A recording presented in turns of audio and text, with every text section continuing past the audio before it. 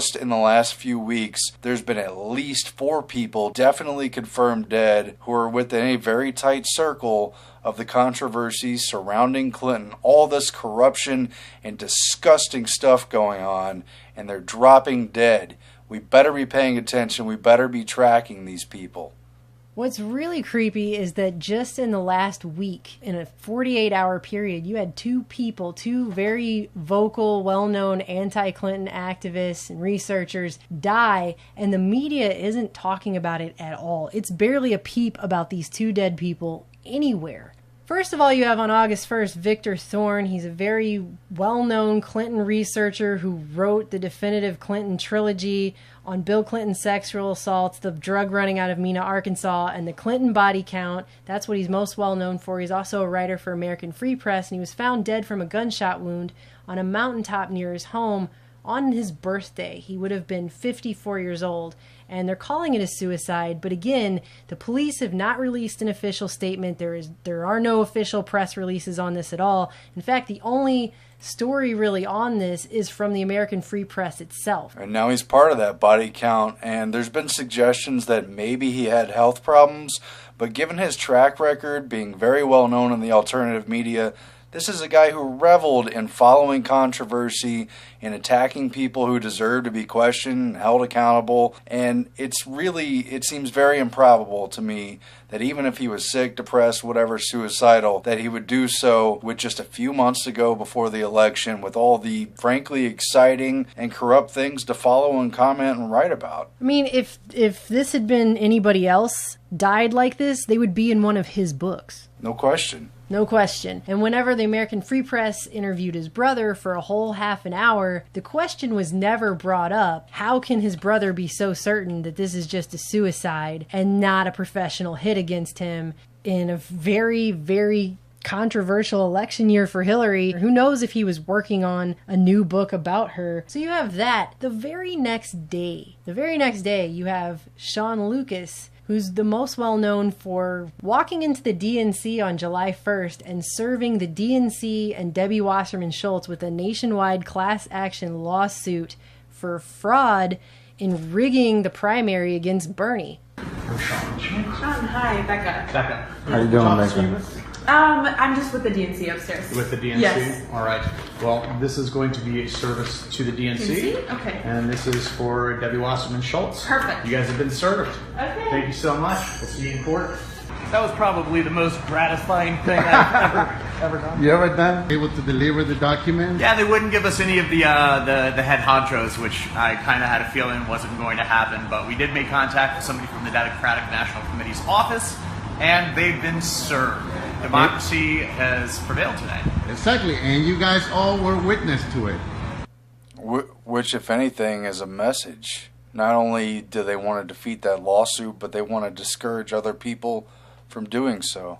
Apparently his girlfriend found his body on his bathroom floor. They've not released a cause of death in this. Rumors have been floating around that he died in his sleep. Was he sleeping on the bathroom floor? I mean, that doesn't even make sense. So right there, August 1st and August 2nd, you have 2 dead people, 2 dead anti-Clinton people in 2 days. And the mainstream press isn't saying a word. If you go to Google News and type in Victor Thorn's name or Sean Lucas's name, you're going to find 1, maybe 2 stories about each guy in the alternative media. You're not going to see a word of this, not even in local news reports. There's also Joe Montano, who was the top aide to Tim Kaine, who of course is now the vice presidential candidate, but who was, right before Debbie Wasserman Schultz, chairman of the DNC. And when did Joe Montano die? Supposedly of a heart attack. July 25th, the day that the DNC convention started, and right after the WikiLeaks dump came out exposing all of the DNC corruption. What did Joe Montano know? But that isn't the only one. There's, of course, Seth Rich, who is a member of the DNC National Committee. He was a staffer. He had written some voter sign-up apps to help people find their voting precincts. And from what's been said about him, he may have had direct access to the entire nation's database of voters and quite possibly had firsthand knowledge of voter fraud. He was rumored to testify. I don't think that's been confirmed. But the fact of the matter is, he was gunned down at 4:19 in the morning, only a few weeks ago, July 10th, 2 weeks ahead of the Democratic National Committee. These tragedies tear at our soul, and so do the incidents that don't even dominate the headlines. Just this past Sunday, a young man, Seth Rich, who worked for the Democratic National Committee to expand voting rights, was shot and killed in his neighborhood in Washington. He was just 27 years old. Surely we can agree that weapons of war have no place on the streets of America. And they suggested it was like a botched robbery, but they didn't take his wallet, they didn't take his expensive watch, they didn't take his cell phone. His body was covered in bruises, and even just a few days ago, August 1st, police officially have said there's no updates in the murder. They have no idea why. He was just randomly gunned down in the streets. Well, you know, D.C. is a very violent place.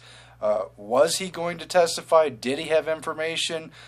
Well, Assange has hinted strongly that it could have been a DNC staffer who leaked the WikiLeaks stuff that surrounded the controversy of the convention, showed the corruption of Debbie Wasserman Schultz, and it's possible that was Seth Rich. Wasserman Schultz admitted that she did know him personally and said nice things, on the surface when he had died, and there are some very serious questions surrounding that for obvious reasons. But that's not all, because just a few weeks before that, you have former United Nations official John Ash dying while lifting weights. Initially, the United Nations reported that he died of a heart attack, but then local police actually came out and said, no, his windpipe was crushed. His throat was crushed when a barbell fell on it, which they said was an accident, and that he did it to himself while working out, which, interestingly enough, just so happens to mirror the plot of a Columbo episode from the 70s called An Exercise in Fatality, where a murderer drops a barbell on a guy. What did you say? You said that he was here